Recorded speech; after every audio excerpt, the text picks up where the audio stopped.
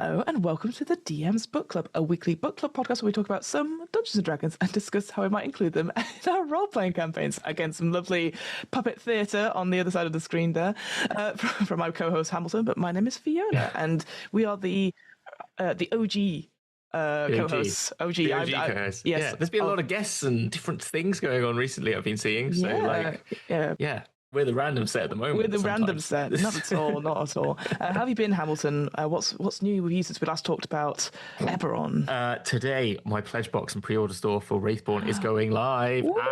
We're doing the soft launch today, so 5% of people will be jumping in. I've just done the final check of all the numbers and stuff. So it seems all good. And so, we will be, 5% of people will jump in to see if there's any test the bugs out in case the postage doesn't work or it gets everyone's email addresses wrong or whatever. It all goes to one person. Yes, it all goes to one person. So we could at least have 5% of people that we can go, by the way, guys, we're gonna have to cancel all your orders and start again if rather than a problem. A billion orders coming in. Yeah, exactly. Yeah. Oh, nice. So that's the plan today, and we'll give that a little stress test, and then hopefully we'll be and then it'll be live this week and running for another month. So if people are listening to this in the month of February, then you should be able to pick up your copy before in the pre-order.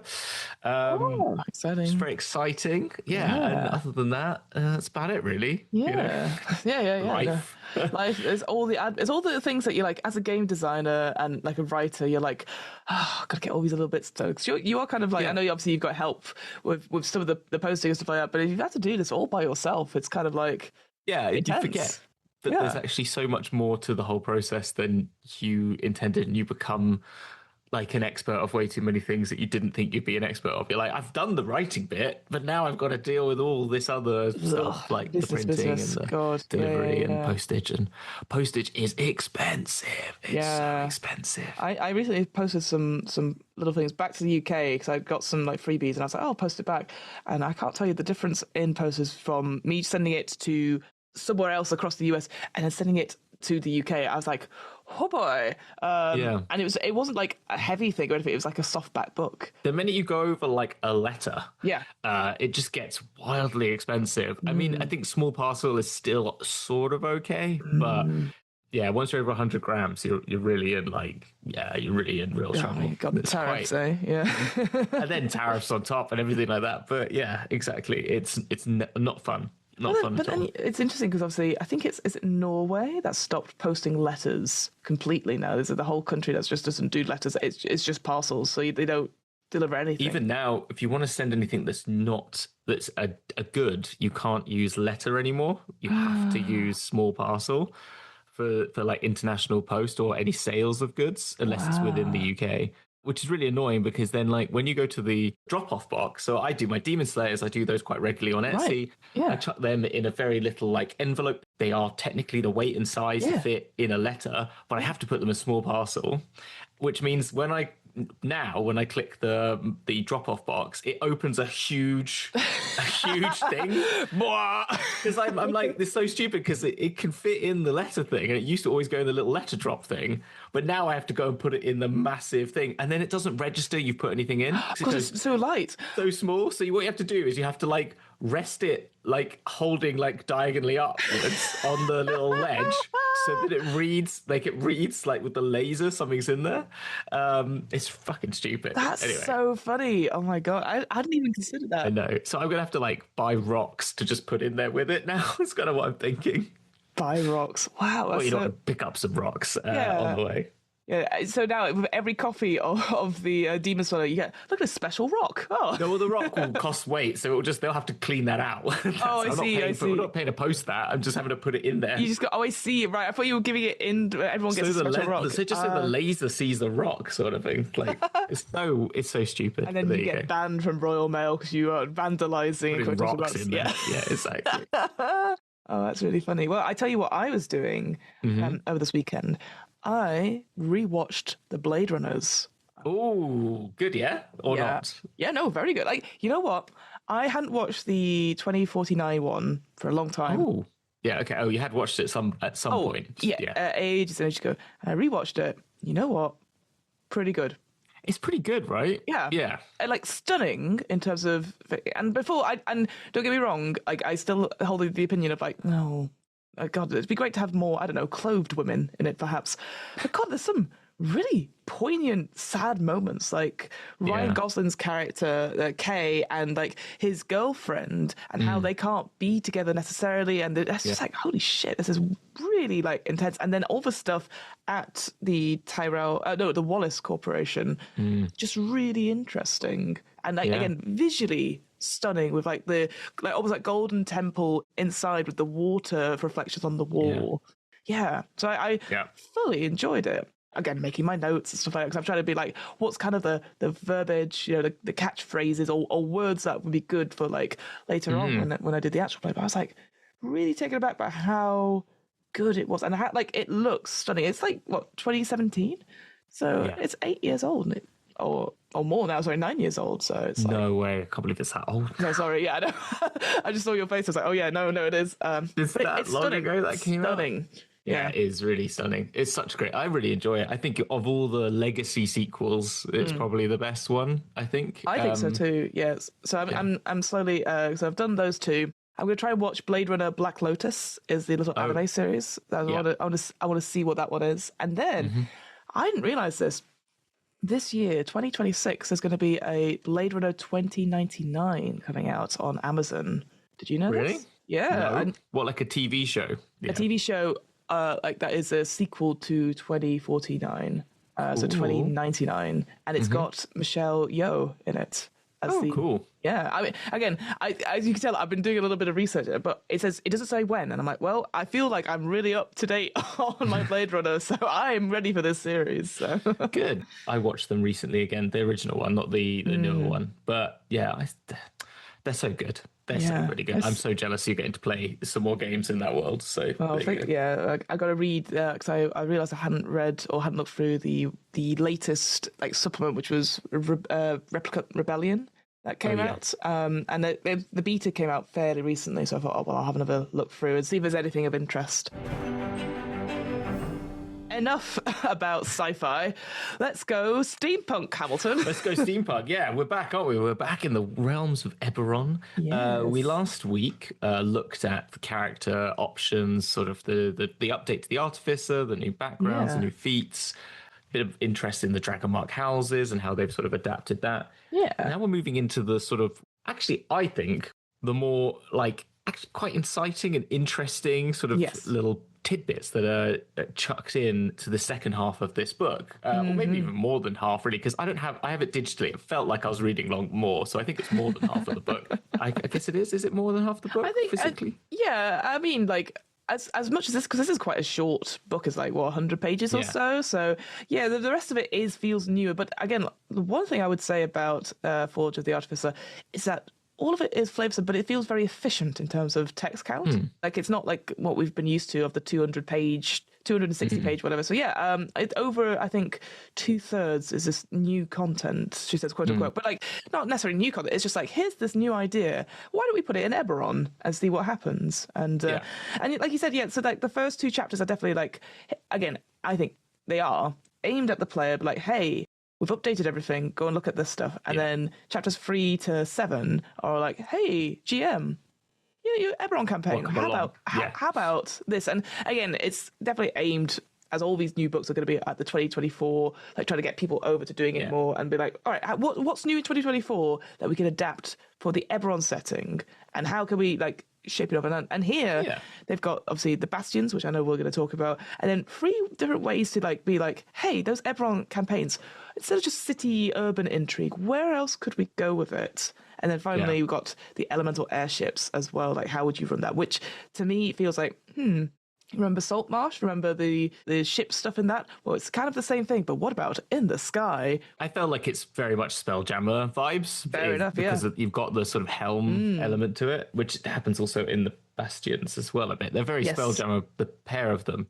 Because actually the 6 one, half a dozen the other, in the sense that the bastions here, unlike the bastion rules in the Dungeon Master's Guide, these are for bastions that move and transport and taking on this vibe of the steampunk nature of this world, where you will have the huge electric trains that run a lot of the sort of magical trains that run along, and then you've got the sky ships and lightning rail, that's the word. yeah, as I said, also there's the airships, and there's also the other thing that they have, just actual ships as well. So like, but I think it's a really interesting thing, and I think like making your own Will Smith Wild Wild West arachnid. That's what I was thinking. I was thinking very much the Mortal Engines, or like Mortal Engines as well, and just like I mean that reminds me of one of my favorite places in the D&D realms of the Walking City, which is in Gehenna, I believe. It's on the back of some weird oversized demon thing, which is kind of cool. And like I think there's a lot of room for people to have fun with that and build their own sort of construct or whatever they want it to be. I mean, my first campaign that I was in when I came back to this was based on Eberron and had lightning rails, and our whole idea, our whole aim when we like left the Sunless Citadel sort of game was we want to steal a train. Like that's what we want. Like who doesn't want to have their own train? I was thinking of the intro to, you'd mentioned Borderlands before, the intro to Borderlands. Oh yeah, they're on the train. One I think it is the train job. That scene where they're all like jumping into the train. Or I remember there was a really great level in Unreal Tournament, I think it was, where you were on trains and you could like go between trains. So I just had that in my mind the whole time, like, we're going to steal a train. So I'm kind of like, yeah, I want to, or GoldenEye, what's his name? Yes. Trevelyan has a train with a nuclear train that he goes around in. Like, really cool points of reference that people could... Or Snowpiercer's, the one I was thinking of on the train, where it's just like just a big city on a train. And because I know it's been a little while since I mentioned it, but like, I always mention it, but the long campaign I did of D&D, we eventually got an airship to get us around places. And I think exactly those rules, I was like, man, that would have been a lot more helpful, because bless the GM at the time, I think he built so much, and then we would spend whole sessions of like trying to work out maintenance to this airship, which again, we all enjoy, don't get us wrong, we love a good spreadsheet, but I was just there going like, is this our lives now as adventurers, trying to get the MOT sorted on the airship? Do we need to take it into dock? And like, God, how much? Oh, and it's like, well, maybe we'll get a discount if we go off on this side quest. We'll get something for the team of halfling mechanics to finish off. I guess we're going to hang around for 2 weeks. God, it was just it's so true. You realize slowly that D&D can easily become like life admin in D&D, and it's like, I don't know if I signed up for this, but maybe it helps you in real life. Maybe it's one who goes, wow, this felt easier to do it like a body double as we did stuff. Maybe if someone comes with me down to the I can get my oil changed if someone comes with me. Yeah, exactly. Maybe this is what I need in life, is a party. I need an adventuring party to help me manage my life. Yeah. There's an Instagram of a lady who goes with her friends, and it's called How Long Does It Take? And she'll be like, what do you need doing? And she'll be like, oh, well, I need to like sort out my pantry. And they'll be like, how long have you been needing to do this? Like 2 years. Okay, let's do it. And then there'll be a montage of them doing it. It goes, the time it took to do all this stuff was 2 hours. That's great. Just like, that's really useful, actually. I liked it. And then she'll be like, and the amount of organisers and boxes, it all cost $50. Thanks for watching. How long does it take? And I just like the idea now that we do that in Eberron. It goes, it's your how long airship. Does it take? Your airship. How long have you been meaning to put your airship into things? Like 6 sessions. Okay, that's how long does it take? And it, well, the total half time a session. Was half a session. Your session length may vary. Terms and conditions do not apply. Your party, your adventure party may change your mind on. I certainly think people should. I've just now had this idea that we should all. I think what D&D proves to us that the ultimate way of living is in an adventuring party. So I think society, when it crumbles to dust, we should all regroup into adventuring parties. I think that's how life should be. Right? That'd be amazing.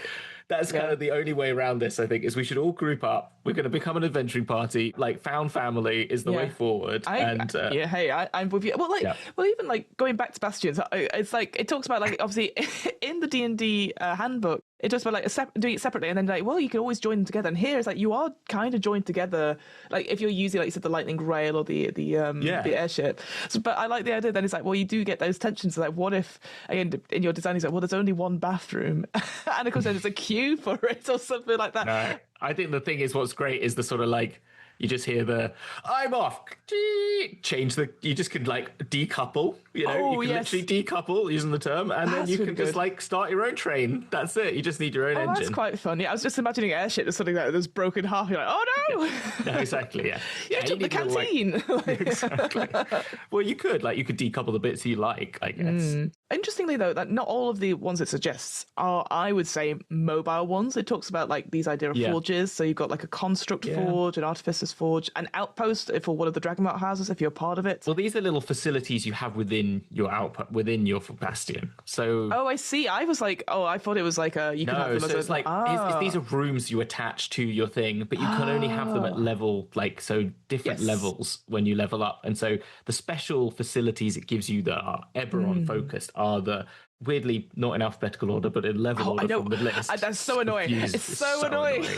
Because it's Dragonmart Outpost, Kundarak, which is like basically like you get some renown with Dragonmart houses, Kundarak Vault, which gives you particular renown with Kundarak, but also gives you a really cool storage facility. Yeah, great. That's a huge bag of holding, but like secure. Yes, I love that. Exactly. Yeah. Navigator's Helm, and then the Orion Helm, which are two different types where you control your mobile bastion, and you need to, as you might have known, people who've done bastions, you need to make bastion actions or commands. I forgot what the term's called, but it's bastion actions. You got it. Yeah, I think it's bastion action, and you can use a certain number of actions, and you can use your action to navigate. But then you can obviously give your bastion that tool, and it will go up to 8 hours. I think the Orion Helm goes further because it's specific to like the House of Orion's ability to rail. Then you have an Artificer's Forge, which gives you, like, if you're an Artificer, great. Inquisitive Agency, so if you're going to, we'll talk about those later when you come onto those sort of adventures on that. But really, it's like, are you an adventuring party that people come to and give you the Sherlock Holmes, like, my father disappeared suddenly when he was canoeing in South America. And I was like, I wonder if you were going to do a cultural reference. I was like, that's a good one. I like that. Very good. Lyranda Helm, I think, gets you even further, and that gives you renown 25 plus House of Lyranda. Manifest Zone, which is very cool. Oh, so cool, this. Yeah. Yeah, so a Manifest Zone is a bastion is infused with plane energy of one's Eberron's planes of existence. Choose a plane where you'll build this facility. So you can choose, like, they have their own different planes, which are quite cool. Oh, it's the Empower order. Yeah, they have different orders. That's what it is. Order. So Divani, the perfect order. You can expend the charm, no action required, to end the blinded, deafened, paralyzed, poison condition on yourself. So you get these, like, anything, Dol Rule of the Realm of Dead. When you use a spell slot to cast a spell from Necromancy School, you can expend the charm to treat the spell as if it were casting a spell slot one level above the slot. So basically, you get this manifest charm. So you get this cool little charm that you have on yourself that gives you these special magical powers that then are reattributed to your bastion, which is kind of cool. Yeah. So if you're like a mage or of any sort, and you want to just, like, you want your own super cool room, which has a really awesome name, the Manifest Zone, I think that's quite cool. Really. It just feel like the teenagers, like, you can imagine the door filled with posters and things, and it just says the Manifest Zone, like the Twilight Zone. You open it and it's like do do do do do, and it's just like here's the charm. And you're like, oh, okay, thanks. but you know what? Again, this is my naivety about this sort of stuff. I didn't realize there was so many planes of existence, because we've had a quick look at like Eberron and all that sort of thing, but we've not looked at it. So instantly I was like, gosh, I feel like there's another travel. I didn't know everyone has his own planes of existence. We've done all the planes. Leave us alone. Absolutely not. Well, we could go to the Sea of Fire. We could go to the Eternal Dawn. I was like, well, maybe another travel book club it needs to be added to the list of, like, checking out these ones, because these sound really cool. But again, I don't know anything about them. So I think they probably relate to them. For example, the Realm of Delirium makes me think of Pandemonium. The Fairy Court is the Feywild. The Azure Sky makes me feel of the air, like the Realm of Air. Wait, everyone's constantly falling, yes. Endlessly falling. And it's always a perfect blue day until you meet a Maelstrom, I think. And then the Battleground is Archeon. Plane of Ice is obvious. The Endless Night is probably either the negative energy plane or the shadow, probably negativity plane, because then the Realm of Dead's probably the shadow plane. The Twilight Forest could be Arborea, or the Eternal Dawn is Arborea. I don't know. You know, there's sort of like they match up. They possibly match up to places. The perfect order is definitely that's Arborea. Is Elysium? No, I was going to say, isn't not Perfect Order the one with all? I was going to say Mecanus. Was that not it? Oh yeah, of course. Sorry, Mecanus, sorry. I'm just saying. What about our little Modron boys? So I was thinking, because, like, in Arborea, every tree is perfectly aligned. Oh, it is. Well, that's true. I mean, maybe it's a mixture of the two, right? This is the thing, because we don't know this. Because I was just like, going like, oh, this would be really cool. And, like, I think, to be fair, like, the Manifest Zone, I understand it's like manifesting stuff there, but I would I would give an example of what the charm looked like from each of the zones. Like, they're slightly different. It's not just like, in my head, a charm is like, it's like a, well, now because I've got so many D&D, it's like a little D20 on a necklace. I'm like, maybe it's something different than that. You know, that's the only thing. No, like, I think it sounds like I would make the room be an element, like a portal into that realm, or at least like a manifest of that realm, or you could like get from that realm, like a holodeck essentially. Like it gets all those things. You turn it in, and then you spend the 7 days, or whoever's in there goes like, it's like when you open the door, it goes like. If it's the ice, it just like little crinkles of ice come out, and it like fills into the like ice goes into the floor of the steel steps on the train, and then you walk in and close your door. No one's allowed in. Keep out. Private room. You know, like you shut the door. The little sign turns over. It says "Keep out." Yeah, occupied. Do not disturb. Yeah, exactly. When you come out, you've got like your charm is like a crystal with a cool dagger or something like that. That's really cool. Yeah. Well, because this technically needs like comes with a hireling. So I do like the idea that you just have like I can't remember what they're called, but the ones in Star Trek which are the little traders. It's just a small little guy who's like, it's like and then they shut the door. And the realm of ice. It's what's his name? The fawn, the character. Oh, it's Mr. Tumnus. Yeah, Mr. Tumnus. Hello. Oh, it's always winter here. And it's like, it's like thank you, Mr. Tumnus. Oh, but could you help me with the queen? Shut the door. Shut the door. Oh, sorry, we're going away with this, but I love the idea that maybe it's a different person for each of the zones that you change to the portal, right? And then you have to interact with this shopkeeper hireling, and it could be like the same person but in different realms. So it's a Mr. Tumnus but in the Sea of Fire. It's a Mr. Tumnus but the Twilight Forest. Just like it's the same guy but with a sorry, I've run away with myself now. But you've played the new God of Wars, right? Or you've seen them? No, I haven't.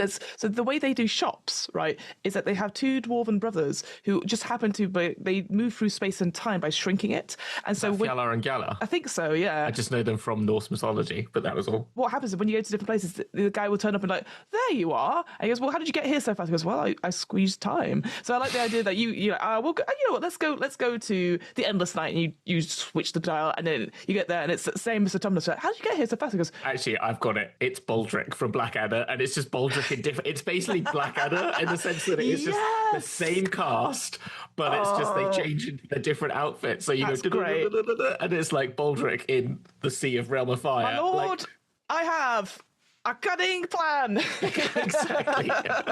Exactly. That's how I'm playing it. That's fucking great. I love that. Yeah. Well, yeah, because that's the thing. I just think like, how could you make this really fun? And because again, there's not much flavor to what the charm is, but I can imagine players have picked this. They want to engage with like that stuff, and then maybe they're like, well, this is a really cool like zone. Like, we should go there, and like maybe they'll work towards like trying to find out more. And maybe I just think that's a way to dip their toes into about like what to expect. So really cool. Yeah, I think that's cool. And then a museum is really cool because you just get like a cool museum basically. I love that. And a construct forge, which is where you get to build constructs, but know that that's illegal. Love that.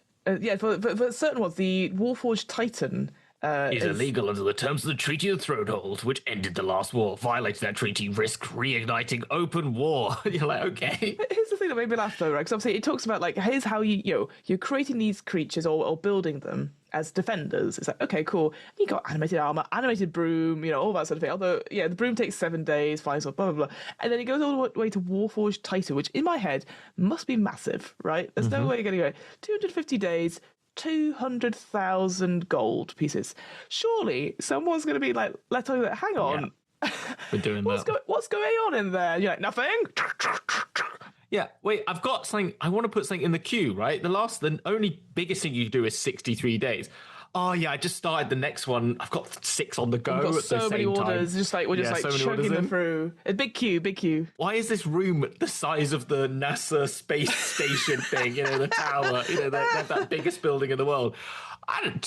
It's not. Why is it making noises like the Gundam soundtrack? Don't worry about it again. Don't worry about it. Why are you shouting more guns?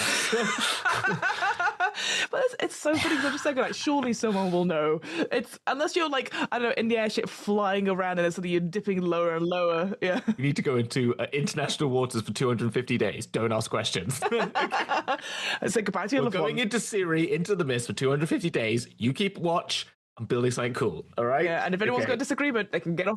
By the way, guys, I've made you all the same suits. They all say Gundam on it. Okay, you are all different color, like you're all different colors, like the Power Rangers. There you go. Oh my god, yes, absolutely. And then they go come together.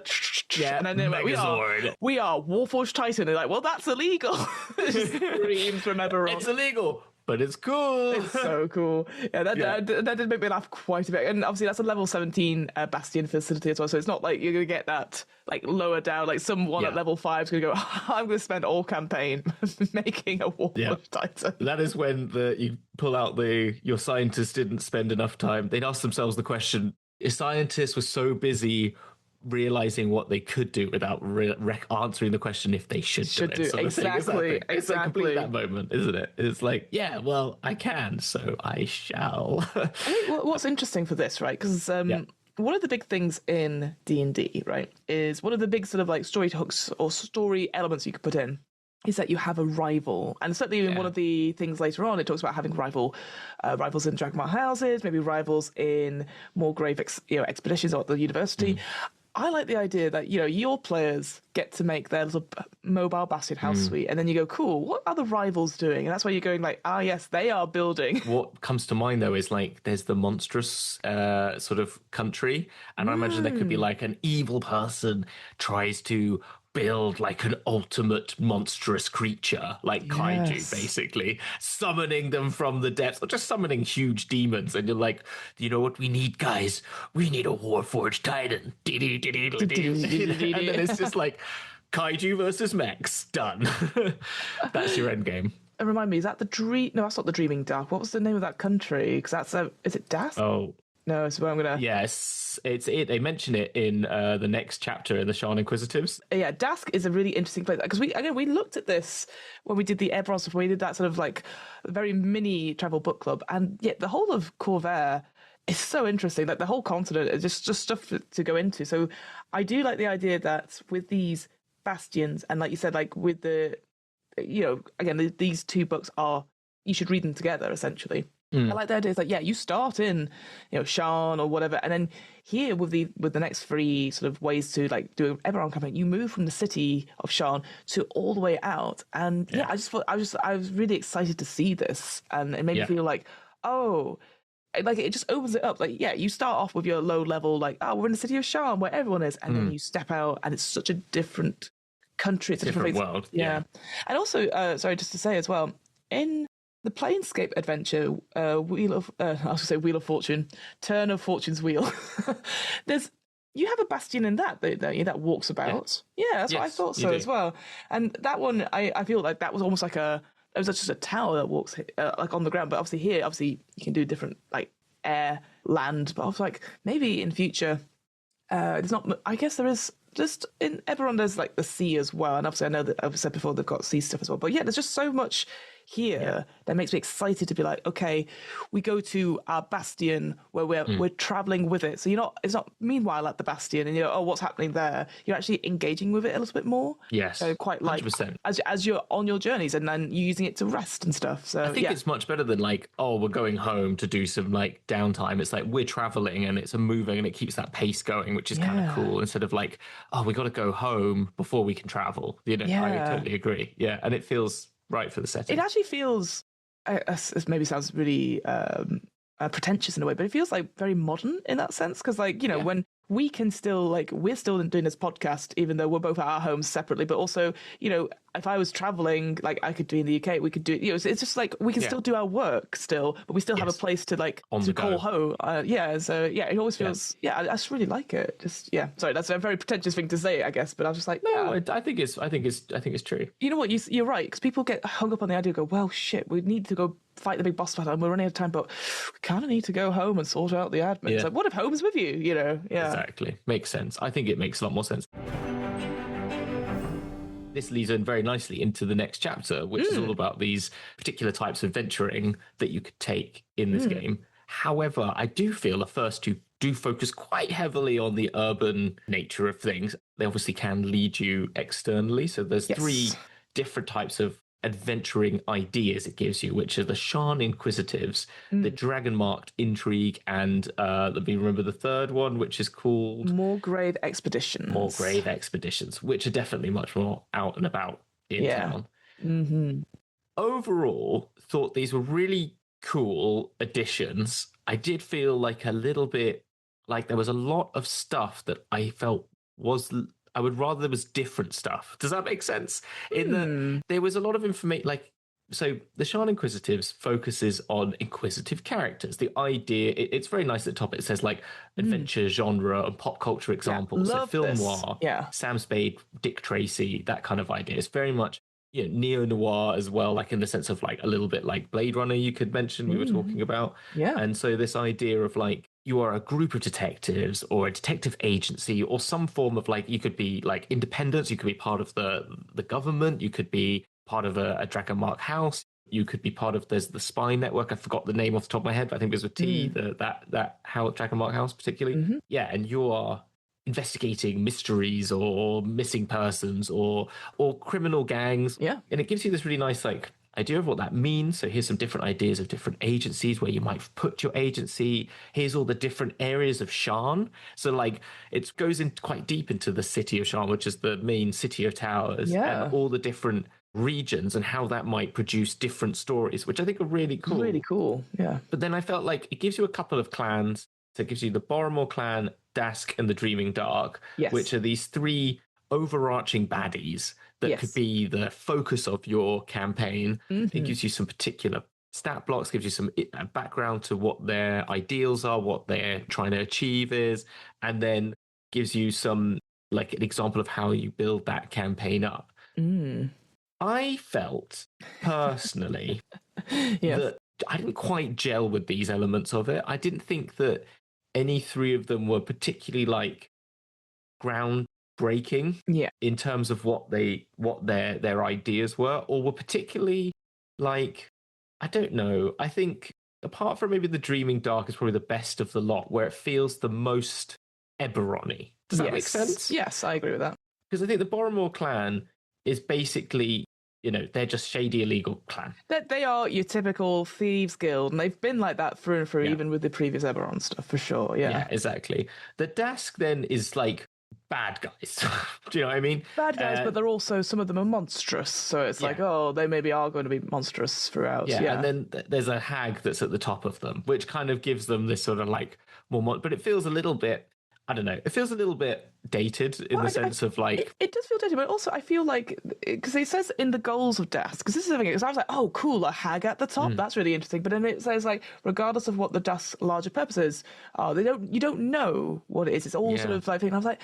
I think you should give us some suggestions of what... Because it kind of was like, it depends on what path you choose for the daughters, because obviously they've got a few of them, whether they seek peace, which maybe that'd be quite cool perhaps, and they're misunderstood, or they want to dominate humanity. And it's like, there must be some other bits there, because I feel like those are like two extremes. Nothing's ever straightforward, Yeah, and I didn't think that there was enough to it apart from like, oh, they're monsters and they're doing bad stuff. And it's like, yeah, it feels a bit reductive. And also, I don't... And then the only thing it says is like, oh, maybe it is for peace. So it is like, oh, they're mistrusted as monsters. That's on people. And you're like, okay, well, that's interesting. But if you want to make it that, make it that. Yeah. Otherwise, I felt it was a little bit reductive personally, but that's no, I think my so opinion. too. And not like it just needed more to it other than like, they're bad monsters. That is the thing. I think the three things, I think, they're really interesting, but there's not enough of it. And again, I think it's just assuming, you've read Eberron before, or you've had previous experience with these stuff where maybe in the third or 3.5 editions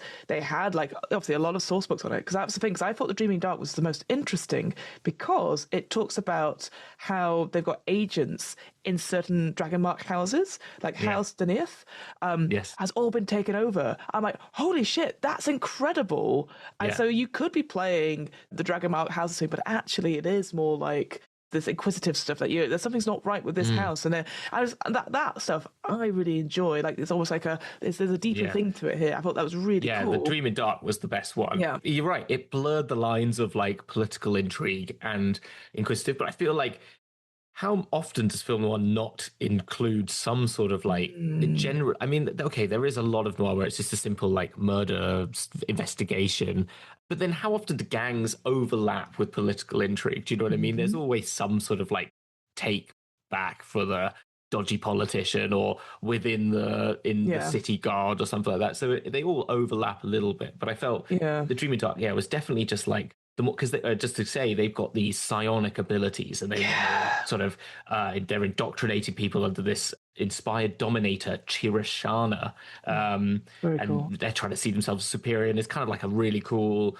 sort of like you're going to be taking out some serious bad guys here that are up to some serious badness that are trying to overthrow everything. It's very Star Trek. It's very like alien sci-fi of like a race of like metaphysical force trying to survive and infecting people. Yeah, I really love stuff like that. And I was thinking to myself as well, it's hard not to be like, well, what other things have been inspired by Eberron? Well, Blades in the Dark.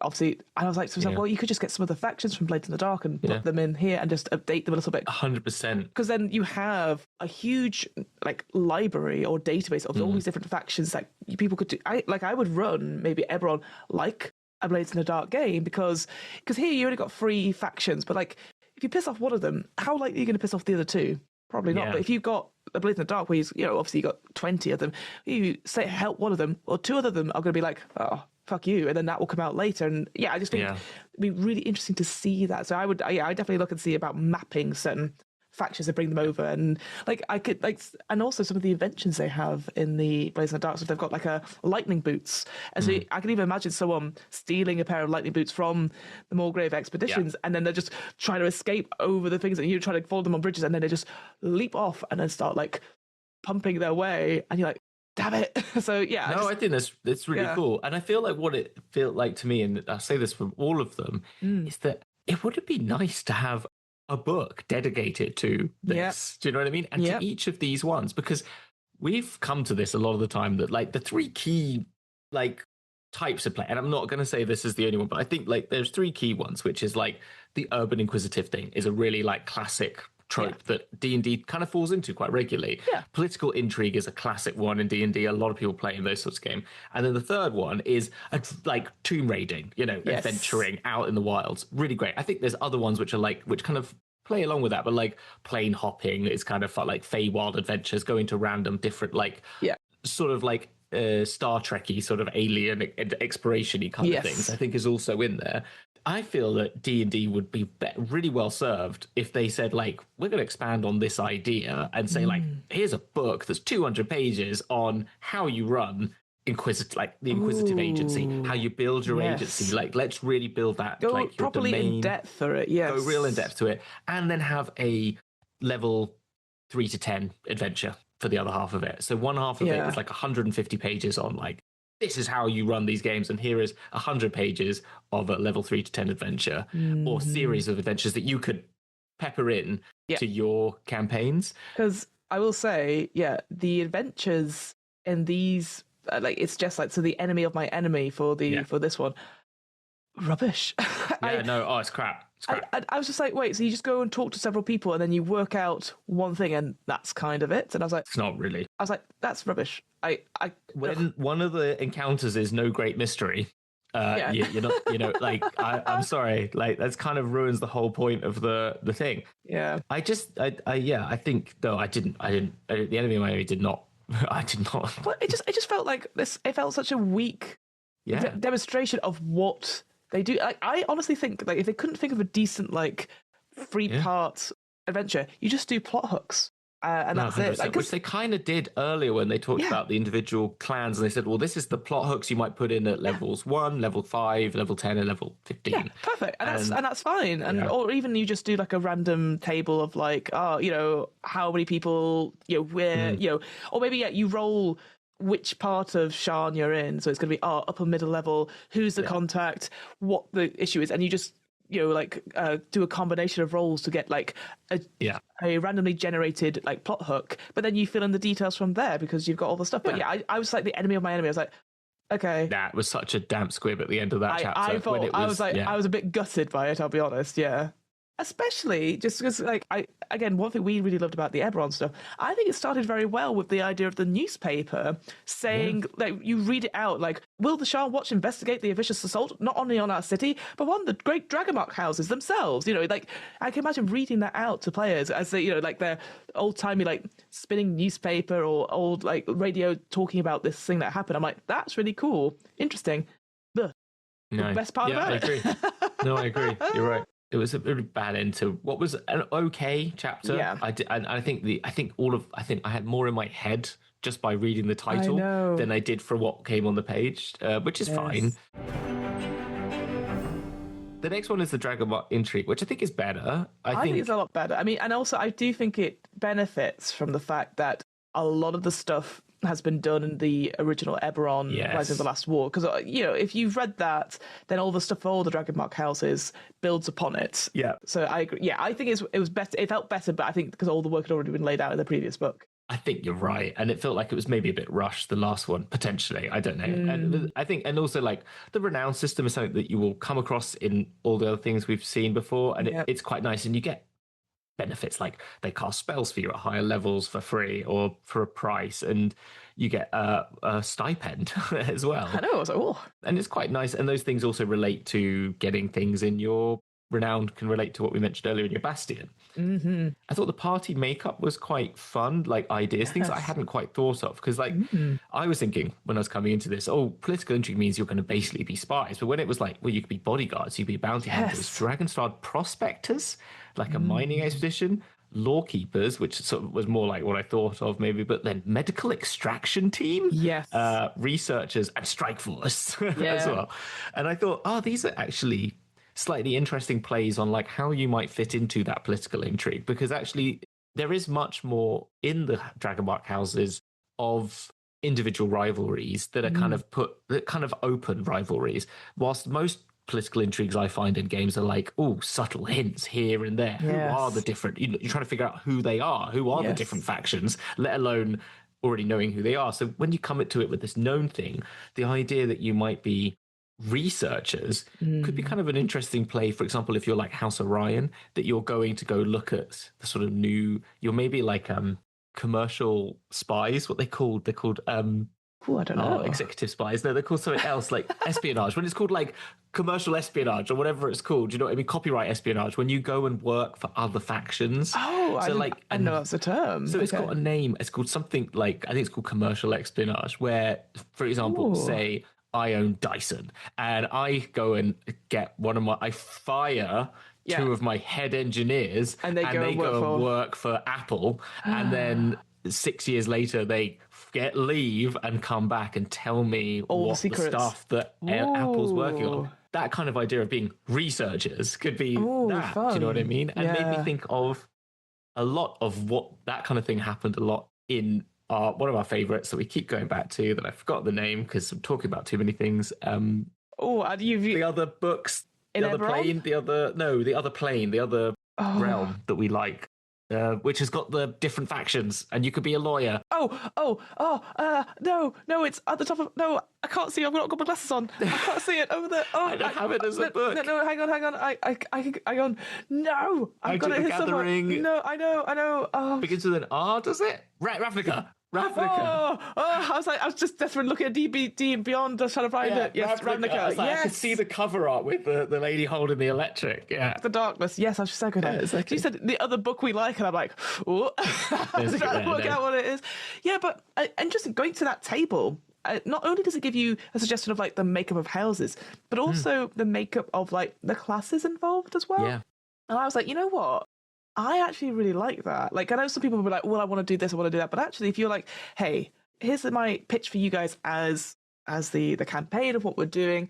You don't need to read much about the Dragonmark houses, just these ones, perhaps. Yeah. Here are the sheets I've generated for you. Yeah. We can it doesn't tell you about like the subclasses and specializations, but just a starting off point. And I think that's really, really smart, actually, because it adds so much that you not only do you have like, okay, here's the house I'm affiliated to, but cool, I'm a fighter for Deneth, great, or like a Medani wizard, great. I was like, that feels so much easier. And I think they've done it in the previous book as well, where they've done like your different houses together. But I was like, but what if you wanted to be something specific, and it maybe doesn't fit in with that house? So I thought this was really good, really smart, and I'd love to see more of that in terms of here's a plot hook and the types of characters or suggested party characters to go with it. Yeah, I thought that was really smart.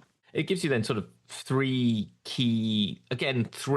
sort of like ways to implement these stories. So the simple one is the rival houses. Yeah. And like, as it mentions, like Kenneth and Thrask Kenneth, the reputation of being domineering and openly advocating for position of privilege. No one resents that attitude more than House Thrask. These two houses clash not over competing economic interests, but to gain political influence within the 12, which are the conclave of cities, like nations, and over Corvair as a whole, for example. Or, as we mentioned, Lyrander and Orion, both before the airship's invention, House Orion had a monopoly on travel. And so Lyrander's expansion into air travel threatens that dominance. So, you could see really some obvious ones there. You say it's obvious, but I don't think it is. Like, again, because you've got, 12 Dragonmark houses, and you're like, God. And then obviously there's the 13th one, which we will not talk about because obviously everyone else is tension.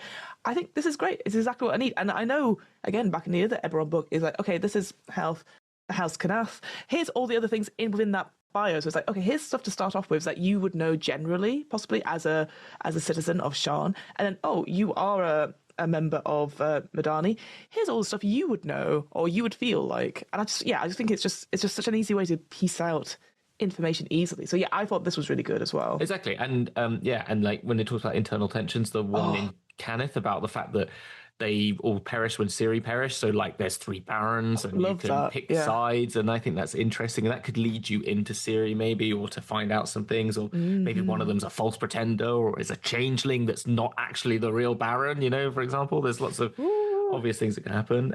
Gives you some nice little arcs for how those can go. Yes. Then it gives Tarkanan, which is the Thieves and Assassins Guild. So there's obviously lots of things that you can do. They're sort of a criminal gang, they're saying, basically. So you can utilize that, and maybe you could be Thieves and Assassins and be sort of on like evil, but you could be like doing good thieving and assassins, Robin Hooding, or you're trapped in this cycle. They have something over you. You've got a reason to get out. Like that's part of it. And you're trying, and then inside you realize that when you're thieving, you find actually something more sinister about another house. And actually maybe, there's something there. I don't know. Between a rock and a hard place. Because obviously House Tanarkhan is the so in my head, the custom Dragonmark house, in the sense of like if you get a Dragonmark, you don't really belong anywhere else, or you don't want to belong anywhere, this is where you go. And as a result, they're seen as evil, quote unquote, but also like just because you don't know what power it is. So it almost feels like, weirdly in my head, like this X-Men versus other mutants, and you're like, you're with Magneto and he goes, you could be anything you want, and you're like, I could be anything I want, and then and then was it the Lady of Plague, I want to say, or there's all these different like people that can do powers essentially, and I just thought it's just really interesting, so that you don't have to be quote unquote evil, you're just fighting for your own rights to exist. Exactly. That's very so true. Cool. There's lots there, and then the chamber's kind of interesting. I like dragons, and the fact that there's a group of dragons who want to like fulfill the draconic prophecy, and maybe they're interfacing in the world, and they're in their like manipulations of people, or like their interventions, or whatever they're trying to do. Puppet mastering. I think it said people are merely pawns. That's an ancient game for them. So good. And so this idea that they're just like controlling things in the background could be really interesting. And here, obviously, as you said, there isn't a dedicated adventure, but I actually feel like we got a lot more out of it. And I think because it's just trying to be like, hey, here's some suggestions for stuff. And I kind of wish they did that with the other ways of doing it. Exactly. It got me excited again to go and read back about the other Eberron Dragonmark houses, this intrigue stuff. Yeah, and it goes and gives you a really nice little primer, again, not as deep as the main book, but enough to get you going. Again, as you said, at the top of each one of these, it's like, adventure genres, obviously says like, Renaissance, schemes and struggles, but pop culture of Sopranos and Succession. I was like, ooh, Succession in Eberron, that does sound pretty great, and you can have some really fun like characters. So I was like, I like that a lot. This chapter was generally better. I think the adventures bit then gives you some really good stat blocks generally, I thought, at the end as well. And I think I was actually quite surprised by how much more, because I don't have the book. That's the thing. I'm seeing on the internet. I'm surprised every time I get to a page. I'm like, oh, this keeps going, and there's actually quite a lot here. And it's hard to tell like how far you're through. So I'm like, oh, this must be only a very short chapter. But actually, the amount of things that are in there, and they've all actually not only.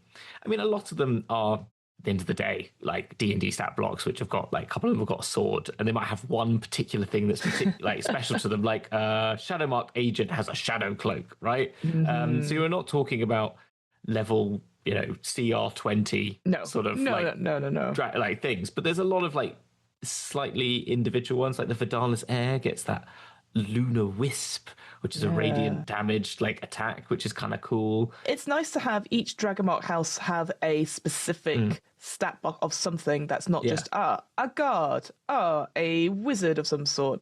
I mean, they probably are very basically similar, but as you said, they've got a special, like, this is the one of Lyranda, this is the one of Orin, and there is something particular to them. Like, the Vidalis one also has pack tactics, because they're all druids, so they get, get to have, they can have a giant boar, polar bear, rhinoceros with them, and that could be, like, their idea, which I think is kind of cool. That's really cool.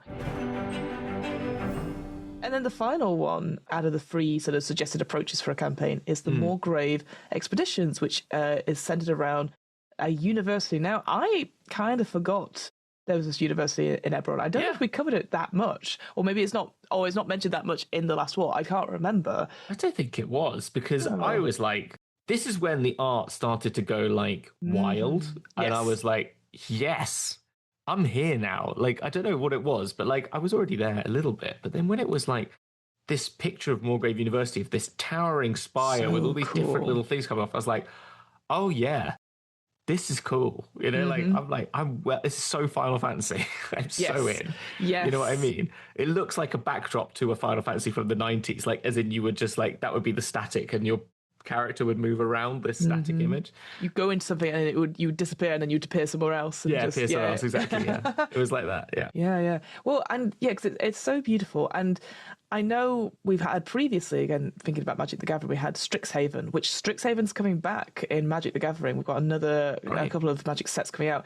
Again, your mileage may vary on magical universities, mine certainly do, but I like the idea that, okay, we have a university here, what does that look like? And it gives the example, it gives the locations and stuff, but also includes like NPCs you would come across. Yeah. And I was like, what if you did take some of the stuff from Strixhaven, like, oh, you are studying there, and then you're sent out on quote-unquote missions for whatever reason by these people. I was like, yeah, actually, again, mileage may vary on the Tomb Raider aspect of it or the Indiana Jones aspect of it, but I was like, actually, this could be really interesting, and it's just a different flavor. In a museum. But it's a different flavor to like. Now I am a wizard. Like it's like it felt like to me. It was like it's like a normal university. Like how does that portray? I haven't really seen that. There were some really cool things. The Brellan Spire having that little shopping district that kind of comes out across it, and that has like all your little like bookshops and shows jobs and stuff like that. I just think it's I thought it just kind of started to really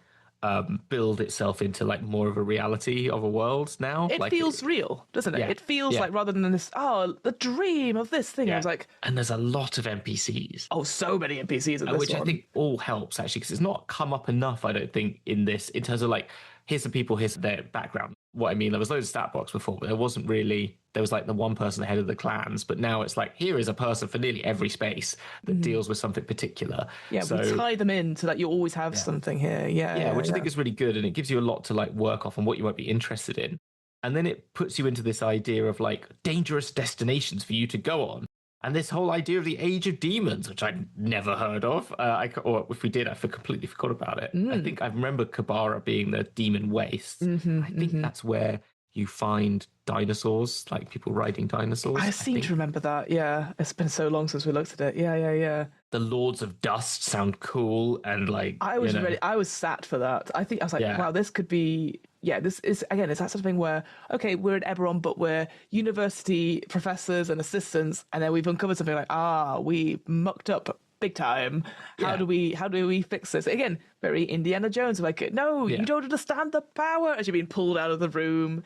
It's that kind of thing. You're unearthing something you shouldn't be unearthing, or like, I think that's really cool. And Kyber sounds really cool, because I'm thinking like you could unearth some sort of draconic curse or something like that, like that could be really cool. Or you go down below and you find like the text that pertains to the prophecy and changes the course of everything. And it hasn't mentioned Ciri in here, but I think Ciri as well is a really key one that you could go to, like the Mistland, and get out in there and see. Or maybe even like no one goes there for obvious reasons, and then there's a secret exhibition to Ciri, and obviously it goes wrong, and you got to go save people. And you've got to go save them. Yeah. Yeah. Exactly. Interestingly, just to go back to Kyber, there's a cool bit in it where it says expeditions into the depths of Kyber often incorporate elements of the supernatural horror, which, given the persuasiveness of evil of the creatures in these realms.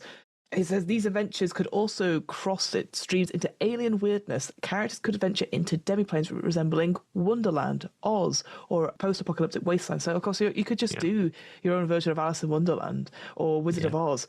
Oh, or just pick your poison in the sense of like, you know, just go for the infernal layers of like the Avernus or something like that, or the Feywild or something like that, or the Shadow Realm. You know, it just felt so. I was just like, this feels like a really.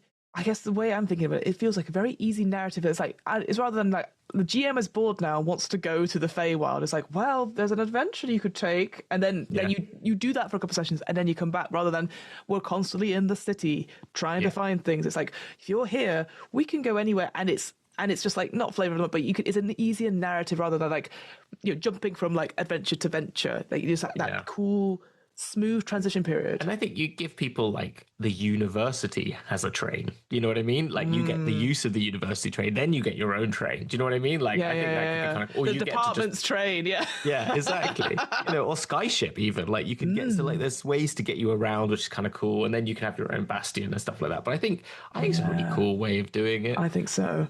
I really enjoyed it. I thought the race for Crab Temple was a great thing. I was instantly like, oh, like it's fine. Like I guess I like some of the names in it. Like there's a village or a town called Last Chance. I'm always like, that's quite fun. I like a Venom Priest. That's cool. Shadow Walkers sound cool. Yeah. Oh yeah. Again, it felt like very typical pulp adventure, all good stuff. But I was a bit like going like, I don't know if I needed it. I was excited for other things, and then the race for Crab Temple, not one but two expeditions from Moorgrave University launched this week to explore the so-called Crab Temple. I was like, if they just give it a different name, I'd have been like, why didn't they call it the Volcuri Temple? That'd have been so much cooler. Oh, so much cooler, yeah. Or the Emerald Temple. I don't know. It was I don't Emerald Claw back there, whatever. But I think, again, maybe, it's that sort of thing because the Shard Inquisitive.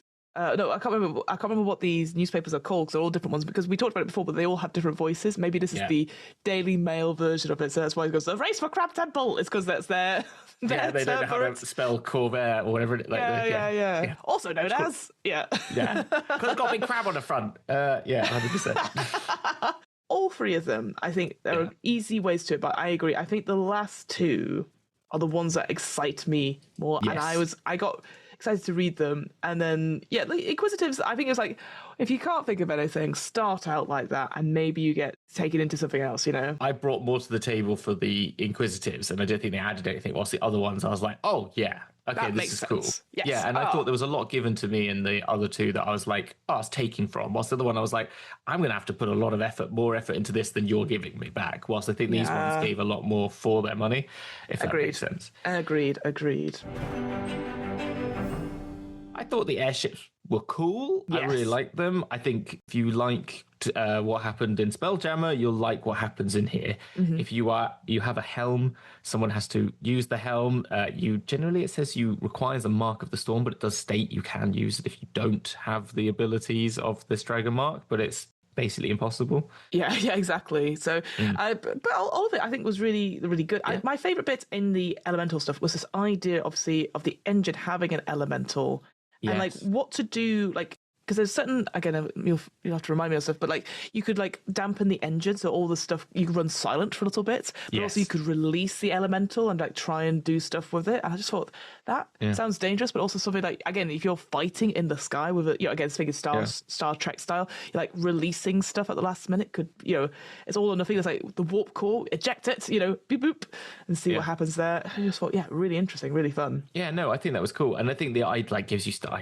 You were talking about the sort of admin of it. It tells you how repairs work, tells you what you're going to do in a crash, tells you how you can break the core, what happens if you go into anti-magic fields, how to deal with combat, how to use the monster tactics, characteristics of those things. Like, how would you manage this? You can still do fireballs. I found it very difficult as I said, when I ran Spelljammer, to balance the power differential between characters and airships and how that can work. And I feel like there is more to be done. You can find yourself just having someone manning, like, operating the guns, someone operating the ship, and the rest of you are just sort of running around. So unless you've got boarding actions, it's not really exciting. So I will offer my free idea that I had, which was like have a spell empowering system on the ship, which is like, takes a bit of work, but I kind of generally times it by 3, is that you want to do your spell, it goes through the ship as a gun and shoots at the big ship, and you can still be damaging the other ship. And they could do the same to you with the spells they have that deal 3 times the damage that you would generally. So it's like an empowering thing. So you sort of magically work it. And so it means instead of doing 3d8, you're doing 98 damage, which means you might be able to hit the threshold and be doing some significant damage to the ship. I like that. And you're forcing your energy through. I like that, because then it's you and a ship are working together. So you're all in a helm, so you have to make the choice that you're in like some form of helm, and that's going to empower your spells through the ship. So you can't be doing other things. You've got to make that choice.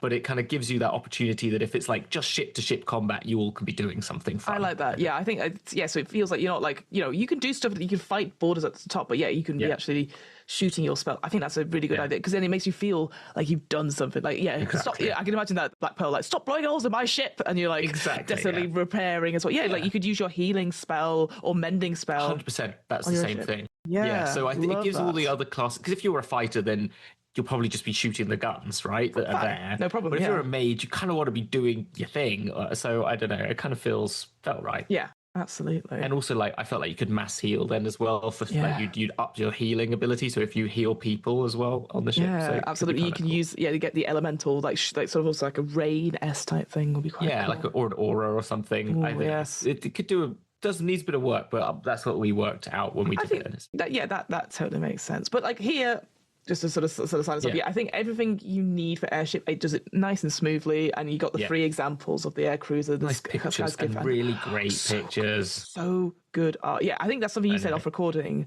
is that the art sells this book a lot, and that's why I think if you want to be inspired by Eberron, like the other Eberron book had decent art, I think the new art here, really good. Really like it a lot. Really, really good. It so like sells this game so much. And actually, on the internet version, so you go to the magic items, but once you get past that, it has a whole appendix on the art of Eberron, so you can just see all the big pictures. A lot of the new books do have that. Even Dragon Delve, which we'll be looking at soon, they've got art about the different dragons under each of the adventures, which is really cool. It's really good. And like every single piece is an absolute stunner. And you're just like, wow, I'm so on board for a lot of this.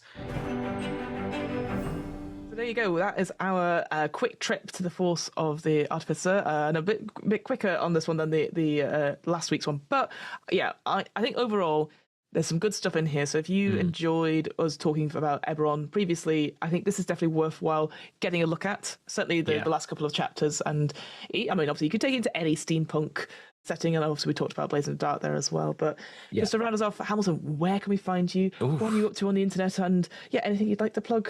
So as I said at the off, you can find me under Theatre Macabre everywhere on the internet. You can go to theatremacabre.co.uk, and on there there'll be a website. If you missed the pre-order, you'll be able to buy books from that website now, but the pre-order store should be up throughout February. If you want to get your copy of Wraithborn or any of my other books, you can purchase there, as well as GM screens and no dice actually anymore, but other fun, cool things like magic tables and stuff.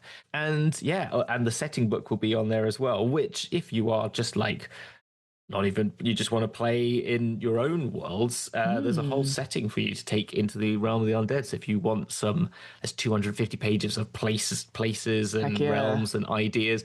The encounter tables might need some editing, but you can always find monsters in your own worlds that fit under those things, or you can buy the core book and use the ones in that. So nice, amazing. But earlier today, I was just literally looking for my keys, and the only thing I was just shouting throughout the house is just, where? I mean, I'm always shouting, where are my keys as well? But yes, where, the long and short of it is what am I rolling?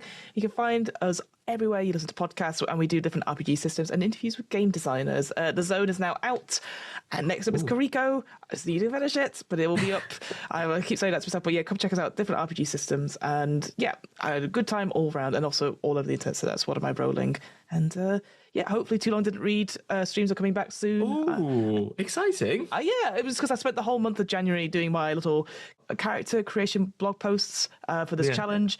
So please feel free to go look at those. Some of them are fine. Some of them are full of spelling errors, and I don't care because you got to be rubbish at these things. But yeah, Yes, if you enjoy character creation stuff, I'd recommend checking it out because I have a lot to say on it now. I feel like character creation is really important. So I'm interested to. I should have a look at these when I've got time. When you've got time, when I've got time. Well, thank you so much, friends, for listening to this episode of the DM's Book Club. We'll be back next week with another episode. But until then, stay safe, and we will see you on the flip side. Bye, everyone.